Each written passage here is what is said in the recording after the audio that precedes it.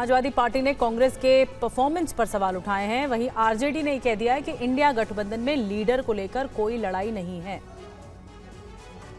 लोकसभा के चुनाव में इनकी सरकार है, हिमाचल प्रदेश में 4 की 4 सीटें हार गई। इनकी सरकार तेलंगाना और कर्नाटक में है, वहाँ भी आधी सीटें हार गए। अगर वहाँ भी ठीक परफॉर्मेंस हो जाता और मध्य प्रदेश में, छत्तीसगढ़ में 1 सीट नहीं जीते तो आज मोदी प्रधानमंत्री होते ही नहीं।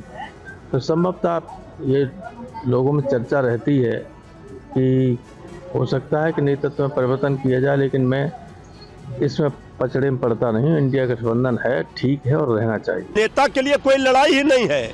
यहाँ लड़ाई है दंगाई से, भाजपाई से, नफरत फैलाने वाले, घृणा फैलाने वालों से। ये देश को बचाने की बड़ी लड़ाई है, इसलिए यहाँ नेता की कोई लड़ाई नहीं है।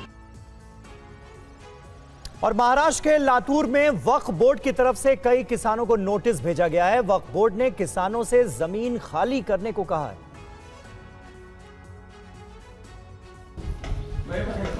लातूर के 103 किसानों को वक्फ बोर्ड का ये नोटिस मिला है। किसानों का कहना है कि वो कई पीढ़ियों से इस जमीन पर खेती कर रहे हैं, लेकिन वक्फ उनकी जमीन हड़पना चाहता है।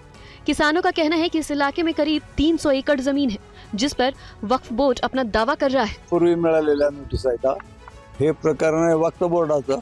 वक्फ बोर्डाने 103 लोकांवर केसेस केलेले आहेत आणि ते म्हणजे आणि 103 जणांच्या 300 एकर जवळपास 300 एकर जमीन आहे। महाराष्ट्र राज्य वक्फ बोर्ड का कहना है कि वक्फ बोर्ड की तरफ से किसी को नोटिस नहीं भेजा गया है और न ही किसी जमीन पर दावा किया गया है। महाराष्ट्र वक्फ बोर्ड के अधिकारियों से रिपोर्ट मांगी गई है। तर सत्य बाहेर आले की सदरची नोटिसा वक्फ बोर्डामार्फत पाठवलेला नाही अथवा कुठल्याही जमिनीवर दावा दिलेला नाही।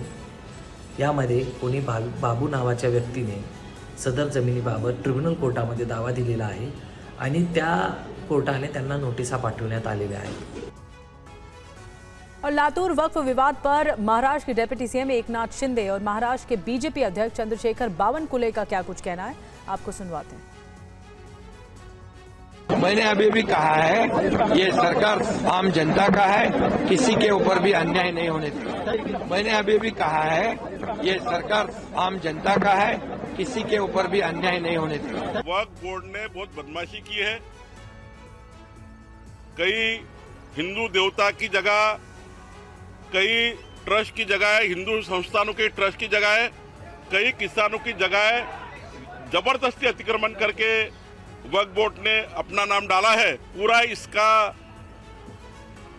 दोबारा डिजिटलाइजेशन होना चाहिए, सारा रिकॉर्ड क्लीन होना चाहिए। जो जो नियम के बाहर हड़पी है सारी जमीन किसानों को और हिंदू देव देवता के ट्रस्ट को, और जिसको भी जिस समाज की जमीन ली है, चाहे मुस्लिम हो, चाहे हिंदू हो, चाहे दलित हो, वक्फ बोर्ड ने सभी प्रकार की जमीन अपने कब्जे में ली है, वो सारी छोड़नी चाहिए, कुल करना चाहिए। महाराष्ट्र सरकार और केंद्र सरकार को मैं विनती करूंगा, हमारी पार्टी से मैं विनती करूंगा, कड़ी जांच होनी चाहिए और सारी जमीन जिनकी मालकियत है उनको वापस मिलनी चाहिए।